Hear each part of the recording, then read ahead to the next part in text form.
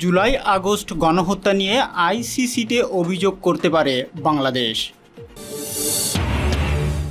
ইসরায়েলের বিরুদ্ধে একসঙ্গে লড়াইয়ের ঘোষণা সব প্রতিরোধ ফ্রন্টের। ইসরায়েলের বিমান হামলা, বেঁচে আছেন হিজবুল্লাহ প্রধান। বিজেপি জিতলেই পাক অধিকৃত কাশ্মীর ভারতের অংশ হবে বলছে যোগী আদিত্যনাথ। এবং সর্বশেষ থাকছে ফিলিস্তিনি রাষ্ট্র প্রতিষ্ঠায় বৈশ্বিক জোট ঘোষণা সৌদি আরবের। ফিলিস্তিনি রাষ্ট্র প্রতিষ্ঠার জন্য এবার বৈশ্বিক জোট ঘোষণা করল সৌদি আরব, অর্থাৎ ফিলিস্তিনি রাষ্ট্র প্রতিষ্ঠিত না হওয়া পর্যন্ত ইসরায়েল যে সুখে থাকবে না, ইসরায়েলের যে অস্তিত্ব নিয়ে সংকটে পড়বে সেটা আবারও জানিয়ে দিল সৌদি আরব।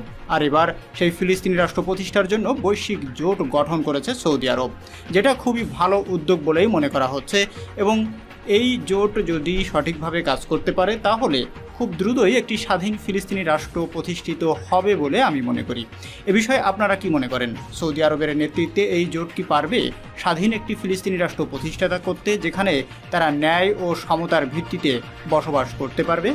কি মনে হয় আপনাদের? এ বিষয়ে আপনারা আপনাদের মূল্যবান মতামত কমেন্টসে লিখে জানাবেন। তাছাড়া আপনারা কোন জায়গা থেকে ভিডিওটি দেখছেন বা ভিডিওটি শুনছেন সেটা কমেন্টসে লিখে যাবেন। এছাড়াও ফিলিস্তিনি রাষ্ট্র প্রতিষ্ঠায় বৈশ্বিক জোট ঘোষণা নিয়ে বিস্তারিত থাকছে ভিডিওর শেষ অংশে, সুতরাং ভিডিওটি শেষ পর্যন্ত দেখার জন্য বিনীতভাবে অনুরোধ রইল।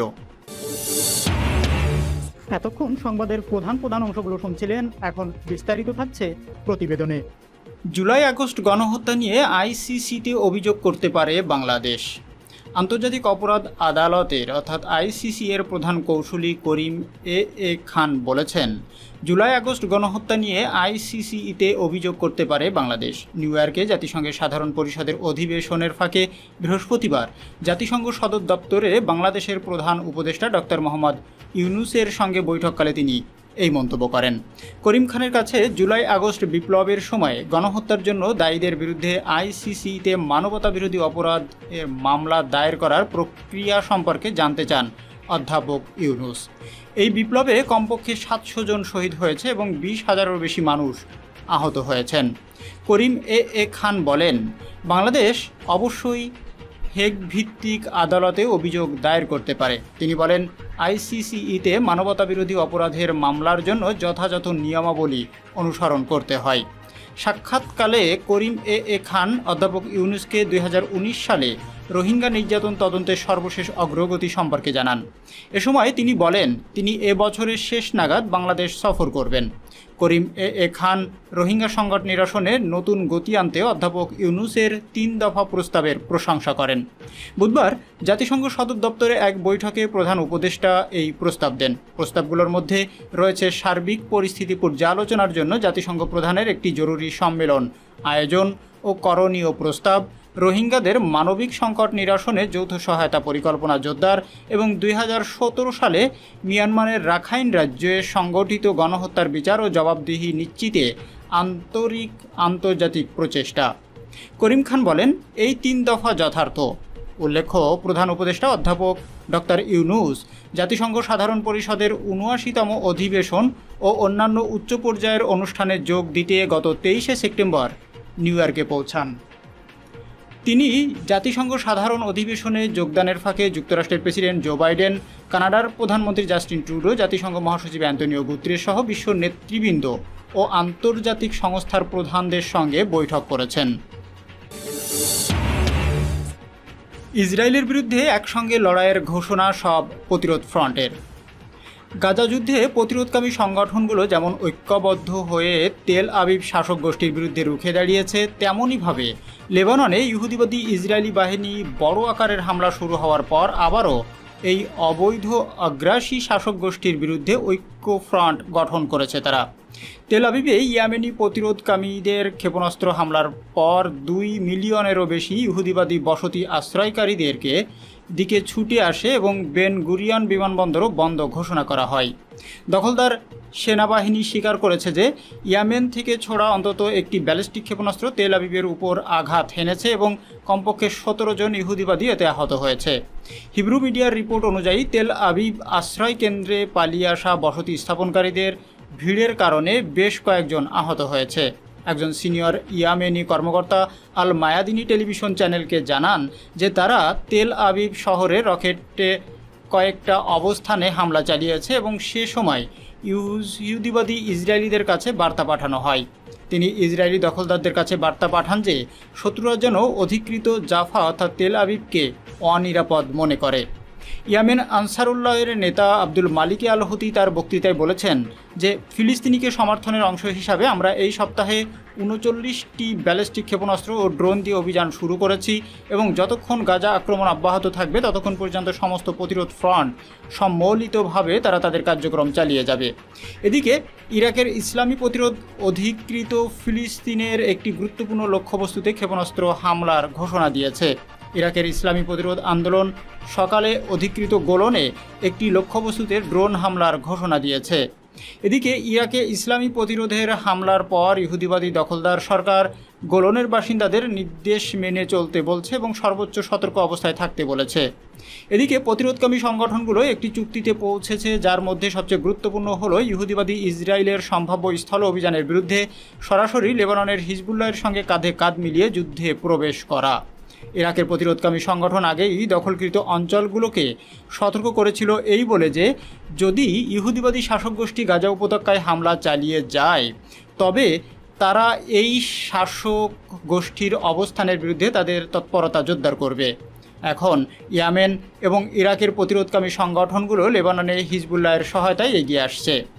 লেবাননের দক্ষিণ ও পূর্ব দিকে ইহুদিবাদী শাসক গোষ্ঠীর হামলা সম্প্রসারণের পর হিজবুল্লাহ তার আক্রমণের পরিধি হাইফা পর্যন্ত প্রসারিত করছে এবং এর ফলে আরও লাখ লাখ ইহুদিবাদী উত্তর ফ্রন্টের বসতি স্থাপনকারীদের মতো একই পরিস্থিতিতে পড়েছে এবং তাদের কেন্দ্রীয় অঞ্চলের দিকে চলে যেতে বাধ্য করা হয়েছে।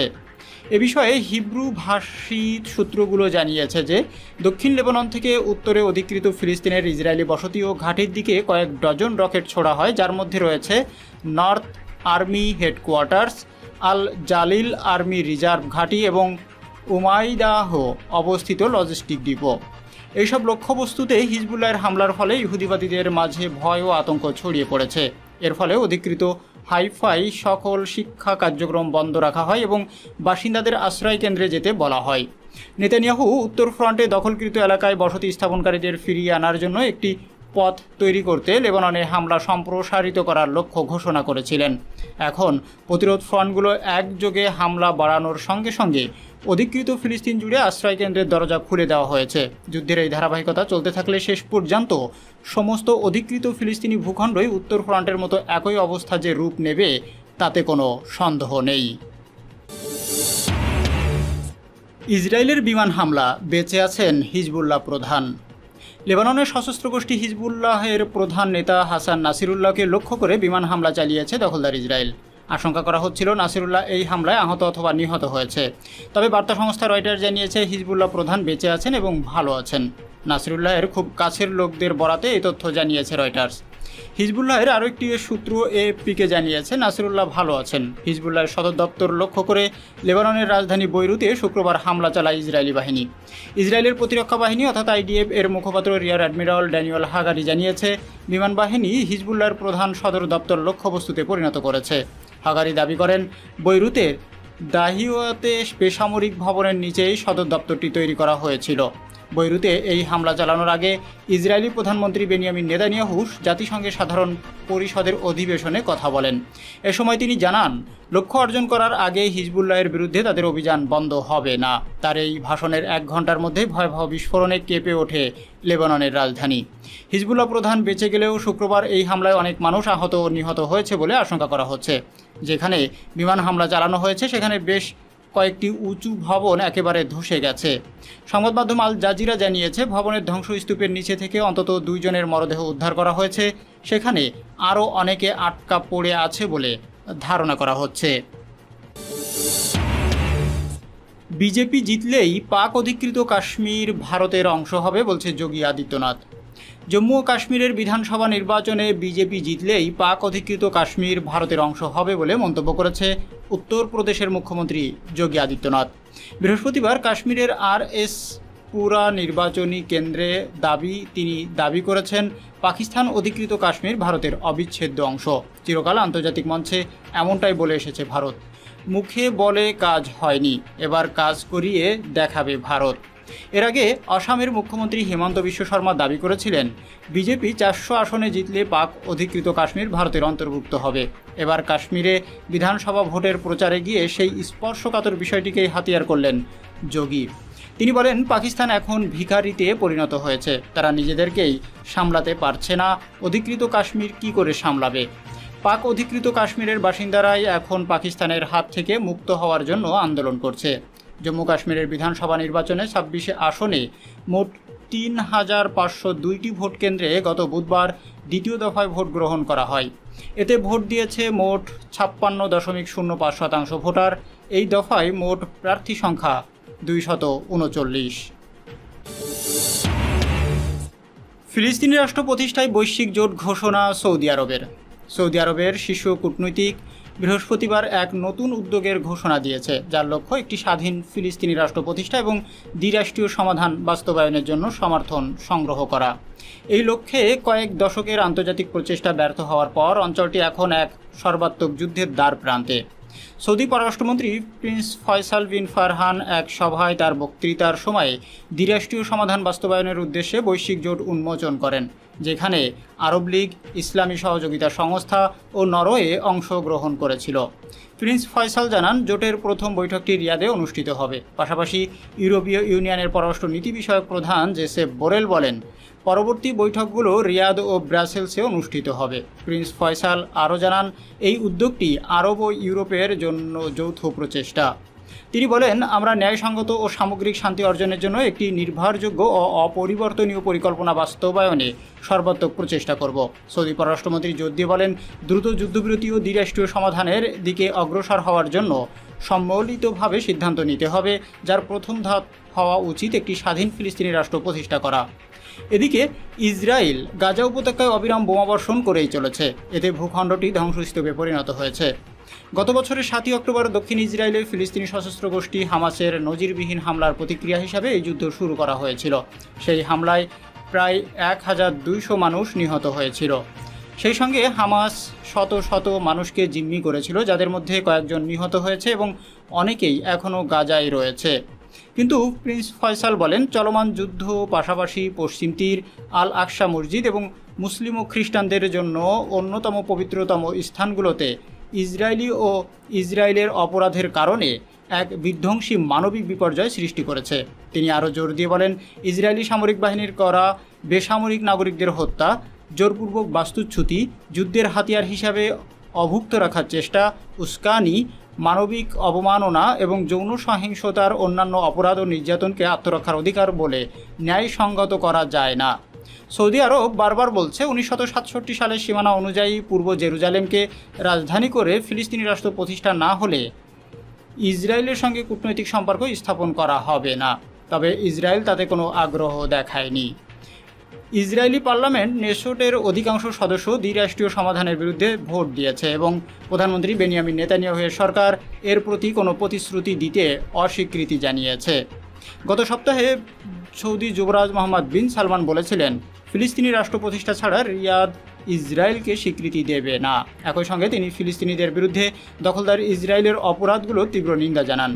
তিনি শুরা কাউন্সিলে বক্তৃতায় বলেন, সৌদি আরব পূর্ব জেরুজালেমকে রাজধানী করে একটি স্বাধীন ফিলিস্তিনি রাষ্ট্র প্রতিষ্ঠার জন্য নিরলসভাবে কাজ চালিয়ে যাবে।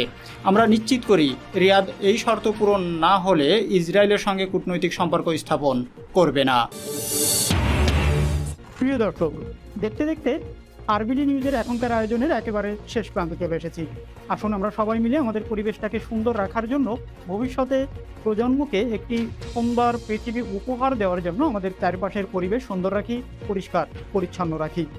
সবার কাছে বিনীতভাবে অনুরোধ থাকছে ভিডিওটি বেশি করে শেয়ার করার জন্য এবং এই জাতীয় সংবাদ প্রতিনিয়ত পাওয়ার জন্য আমাদের চ্যানেলটির সঙ্গে থাকার জন্য। ধন্যবাদ সবাইকে।